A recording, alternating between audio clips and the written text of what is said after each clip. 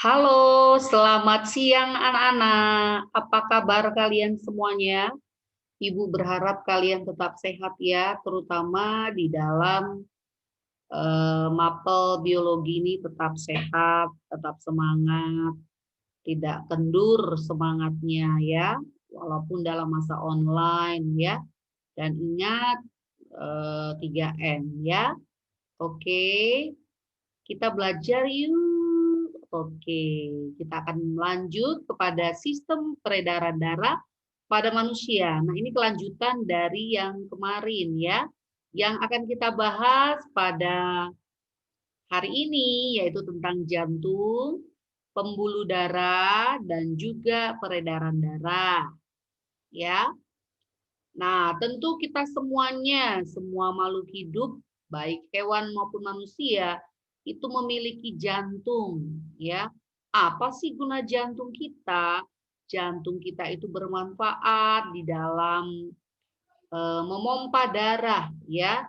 Jadi jantung itu ibaratnya seperti air itu bisa mengalir ke keran-keran, ya. Tentu ada pompa air, gitu ya.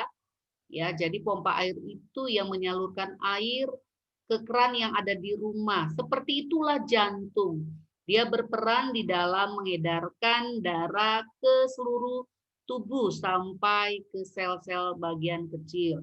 Nah, ini gambar dari anatomi jantung ya. Boleh kamu lihat, atrium itu adalah serambi, ventricle itu adalah bilik. Jadi jantung manusia itu terdiri dari 2 serambi dan 2 bilik. Terdiri dari serambi kanan, serambi kiri, bilik kanan, dan bilik kiri. Dan karena darah itu dipompa oleh jantung, maka darah itu mengalir ke seluruh tubuh melalui pembuluh-pembuluh darah yang bisa kamu lihat di gambar ya. Nah, bagaimana sih cara kerja jantung? Nah, jantung kita itu bisa berdenyut apabila otot-ototnya berkontraksi dan berelaksasi. Nah, denyut jantung ini bisa kita rasakan pada pembuluh nadi di bawah permukaan kulit ya.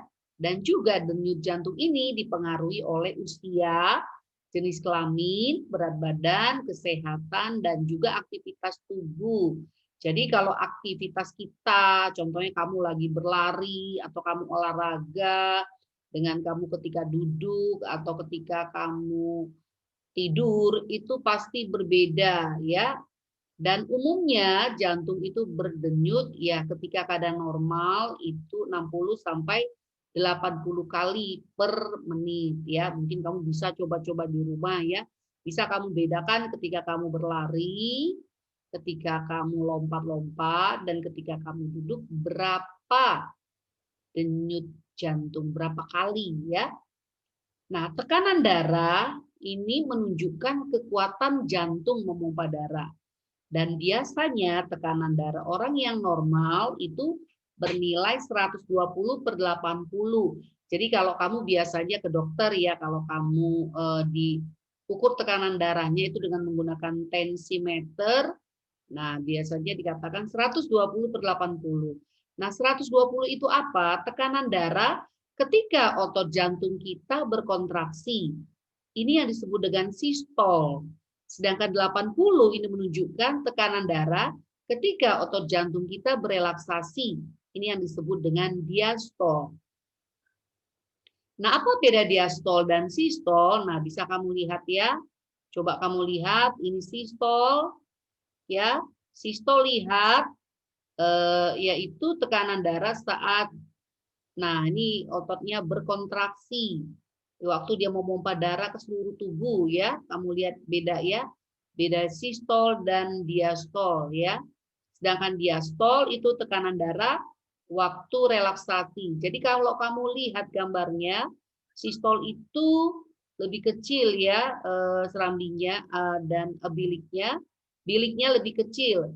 Sedangkan diastol itu serambinya membesar ya, mengembang. Artinya apa? Ototnya berelaksasi. Nah, bagaimanakah kerja jantung kita? Nah, yang pertama ya, dari melihat gambar ini, kamu bisa lihat bahwa ketika otot serambi kita berelaksasi, maka dampaknya serambi kita mengembang. Akibat serambi mengembang, maka darah masuk ke serambi. Itu tahap pertama. Tahap yang kedua, ketika otot serambi kita berkontraksi, maka serambinya menguncup, darah dari serambi masuk ke dalam bilik. Yang ketiga, otot biliknya berkontraksi, maka dia bilik menguncup dan darah akan keluar dari bilik jantung. Jadi ada 3 cara kerja jantung. Nah, selanjutnya kita akan bahas tentang pembuluh darah. Pembuluh darah pada tubuh manusia itu ada arteri atau pembuluh nadi, ada pembuluh kapiler, dan ada pembuluh balik atau pembuluh vena. Nah, kalau pembuluh kapiler ini adalah pembuluh yang sangat halus dan tipis, dan ini sangat berhubungan dengan sel-sel tubuh, ya. Jadi ukurannya sangat kecil. Nah, ini dia gambarnya. Perhatikan kapiler itu ya, jadi dia berhubungan dengan sel tubuh. Jadi antara arteri dan vena itu dihubungkan oleh kapiler. Nah, apakah beda arteri dan vena? Arteri tadi itu pembuluh nadi, vena itu pembuluh balik. Nah, bedanya apa? Biasanya kalau arteri itu darah dia itu alirannya dia biasanya meninggalkan jantung. Jadi dia keluar dari jantung, yaitu arteri. Jadi biasa arteri itu dia itu menjauhi jantung. Sedangkan katup atau klep yang ada pada arteri itu jumlahnya cuma 1 dan itu pun hanya ada pada pangkal jantung. Nah, yang ketiga, dinding pembuluhnya. Nah, kalau arteri itu lebih elastis dan lebih tebal. Sedangkan kalau arteri terluka, maka darahnya akan memancar, ya langsung muncrat begitu. Jadi kalau ada orang misalnya ya kena pisau atau ketusuk atau orang niat bunuh diri ya, kalau arterinya terluka itu wah sulit sekali diselamatkan ya karena apa? Darahnya langsung muncrat ya. Sedangkan arteri itu letaknya sangat jauh dari permukaan tubuh. Jadi kalau kamu lihat di kulit kamu, itu arteri itu nggak kelihatan, dia tersembunyi di dalam. Sedangkan umumnya arteri itu dia membawa oksigen, kecuali arteri paru-paru atau vena atau arteri pulmonalis. Dia membawa CO2 ya. Jadi arteri ini biasanya mengandung oksigen. Nah, sedangkan vena atau pembuluh balik ini biasanya arah aliran vena itu biasanya menuju ke jantung.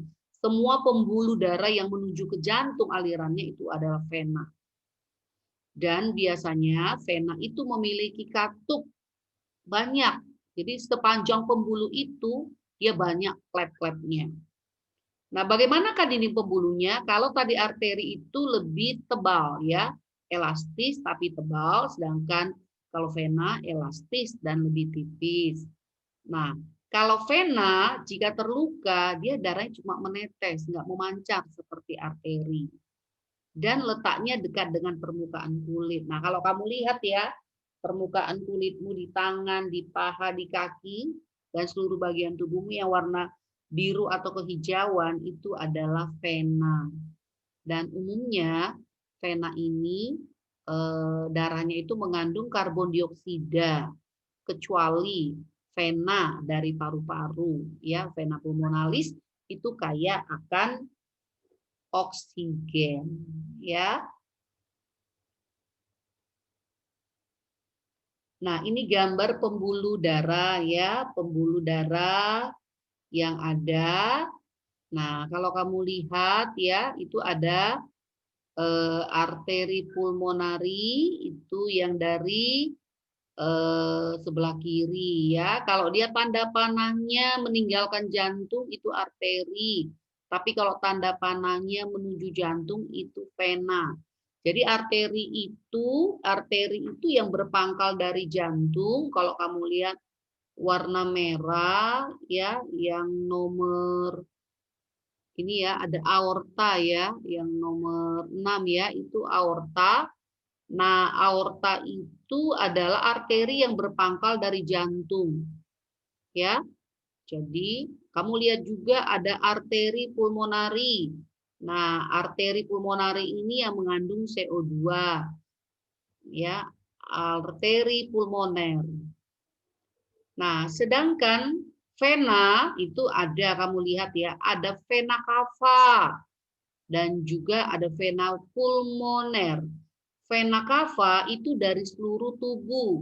Dari tubuh bagian atas namanya vena cava anterior, vena cava yang dari bagian bawah tubuh itu vena cava posterior ya, yang nomor 9 dan nomor 10. Nah, ini vena yang berasal dari vena cava anterior dari nomor 7, tubuh bagian atas, sedangkan vena cava posterior dari tubuh bagian bawah yaitu nomor 8. Nah, vena ini membawa CO2 ya menuju ke nomor 11 yaitu serambi kanan ya. Sedangkan vena yang kedua adalah vena pulmoner. Nah, vena ini dari paru-paru, dia membawa oksigen. Makanya Ibu katakan tadi, umumnya vena itu ya kaya akan CO2, kecuali vena pulmoner.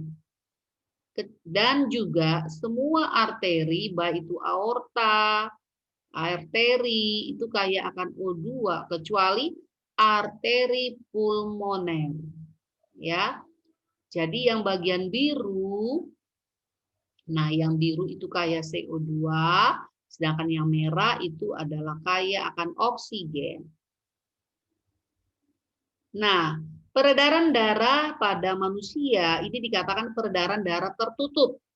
Mengapa dikatakan tertutup? Karena darah mengalir atau beredar di seluruh tubuh manusia itu melalui pembuluh darah. Ya.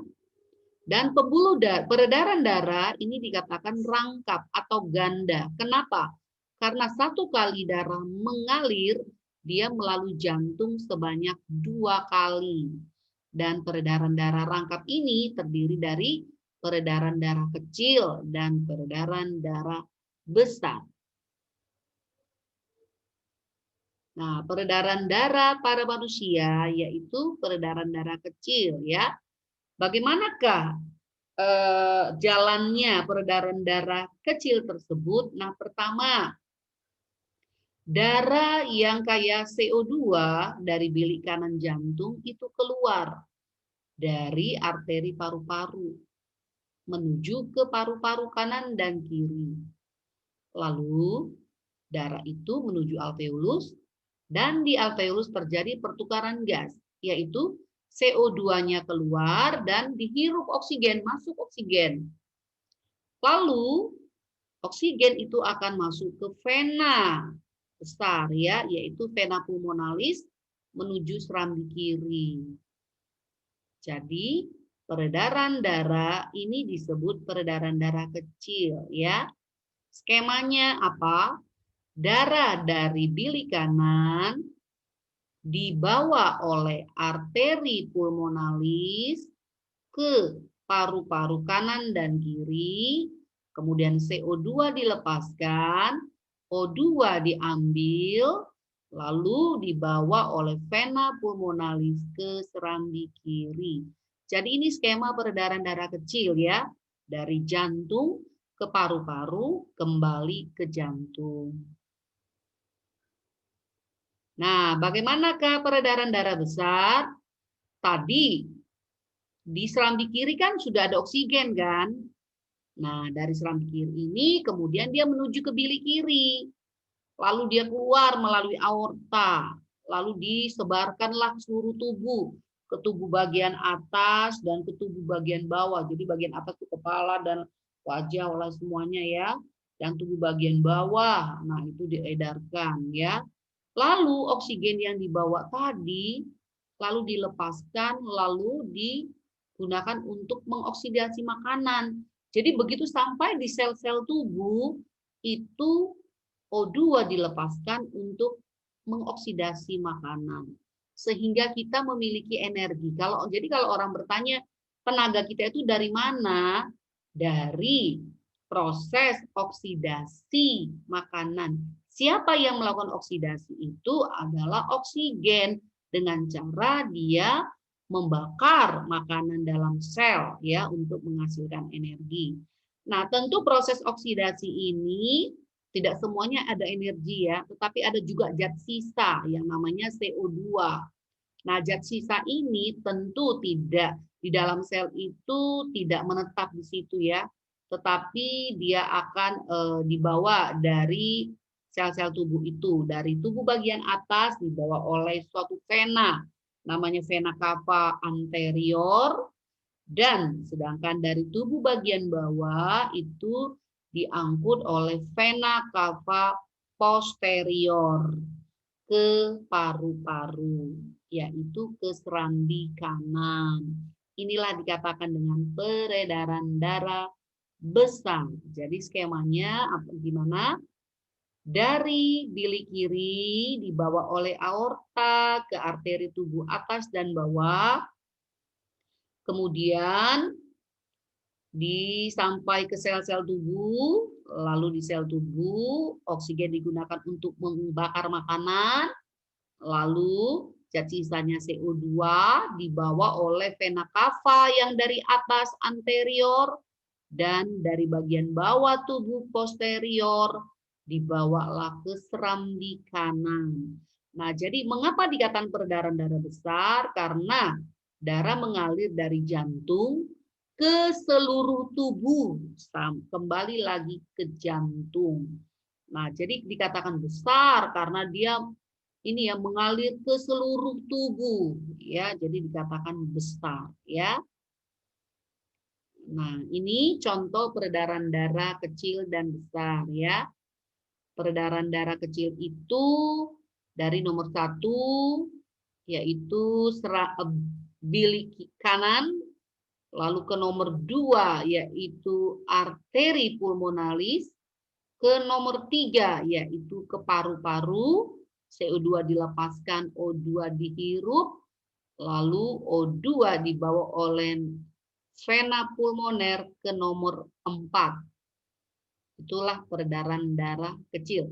Sedangkan peredaran darah besar, darah yang mengandung oksigen dari nomor 5 yaitu bilik kiri dibawa oleh aorta yang nomor 6, lalu dari aorta ke tubuh bagian atas sampai ke sel-sel tubuh nomor 7, dan juga ke sel-sel tubuh bagian bawah itu nomor 8.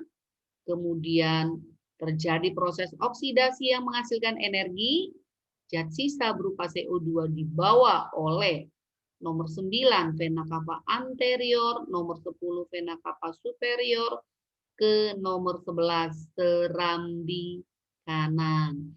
Nah, jadi karena kalau kamu lihat satu kali mengalir, satu kali peredaran, dia masuk ke jantung 2 kali, makanya disebut peredaran darah ganda atau rangkap. Oke, sampai di situ dulu anak-anak. Terima kasih kalian sudah mengikuti mapel biologi saat ini. Kiranya kalian tetap sehat ya, tetap semangat dalam mengikuti PJJ ini. Tuhan memberkati kalian semuanya ya. Selamat siang. Shalom.